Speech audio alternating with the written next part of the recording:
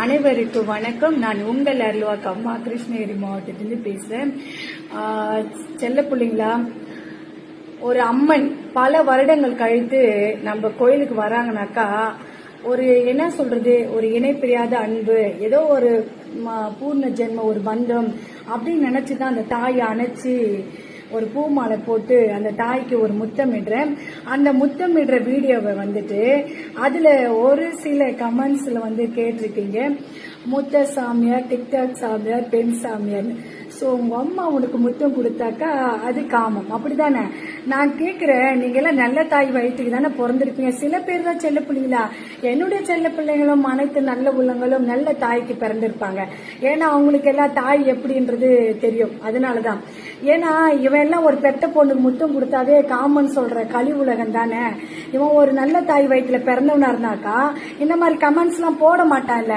அவங்கள பாலிமர் நியூஸ்ல பார்த்தேன்னு சொல்லிருக்கீங்க. ஆமாண்டா, டிக்டாக் பெண் சாமியார் முத்த சர்ச்சைன்னு, ஆமாண்டா பாலிமர் நியூஸ்ல தான்டா போட்டிருக்காங்க. என் குடும்பம் சொல்லிருக்குதா, என்ன சுத்தி இருக்கிறவங்க சொல்லிருக்காங்களா? அவனுக்கு நியூஸ் கிடைக்கலடா, அறிவு கட்ட கமனாட்டி. அதனால என் நியூஸ போட்டு அவன் என் கால கையை குடிக்கணும், அவன் சாப்பிட்டுட்டு இருக்கிறான். கொஞ்ச நாளா யாரை பத்தி பேசக்கூடாது, நம்ம வேலை உண்டு நான் உண்டு போலாம் தான் நம்ம இருக்கிறோம். ஆனா அந்த கமெண்ட்ஸ்க்கான பதில் தான். சில பேர் நினைக்கலாம், நீங்க ஆன்மீகத்துல இருக்கிறவங்க தானே, ஏமா இப்படி கோவப்படுறீங்க, ஏமா கமெண்ட்ஸ்க்கு எல்லாம் பதில் கொடுக்குறீங்க, கவலைப்படாதீங்கன்னு. பதில் கொடுக்கணுன்றதுக்கு நான் கொடுக்கல, சில புறம்போக்குங்களுக்கு உரைக்கிட்டு தான் பேசிருக்கிறேன். சரியா? உனக்கு தான் எல்லாம் தெரியுன்றதுக்காக சில பேர்லாம் பேச வேண்டிய அவசியம் கிடையாது. என் வீடியோஸ் பிடிச்சா பாருங்க, பிடிக்கல தள்ளி விட்டு போயிட்டே இருங்க. புரியுதா? நீ எல்லாம் யோகியமானவனா? நீ எல்லாம் என்னை பத்தி பேச உனக்கு என்ன தகுதி இருக்குது? கட்டின பொண்டாட்டிக்கு ஒரு முறை பூ வாங்கி கொடுக்க துப்பு இருக்காது.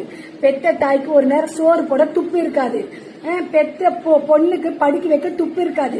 குடிச்சிட்டு ரோடா வீதியா அடுத்த நிமிஷத்துக்கு பிச்சை எடுத்து தின்ற எச்ச நாய்க்கு உனக்கு எல்லாம் இவ்வளவு திமிர் இருக்குதுன்னா, ருஸ்தமா தனி ஒரு பெண்ணா இத்தனை ஆண்களை எதிர்த்து, இத்தனை மீடியா சேனல்களை எதிர்த்து தனியெல்லாம் நின்று ஒரு சாம்ராஜ்யமே உருவாக்கி உங்களை மாதிரி புறம்போக்குகள் எல்லாம் செருப்பால அடி கொடுத்துட்டு சமாளிச்சுட்டு இந்த இடத்துல உட்கார்ந்து இருக்கிற எனக்கு எம்பிட்டு திமிரு இருக்கிறோம்.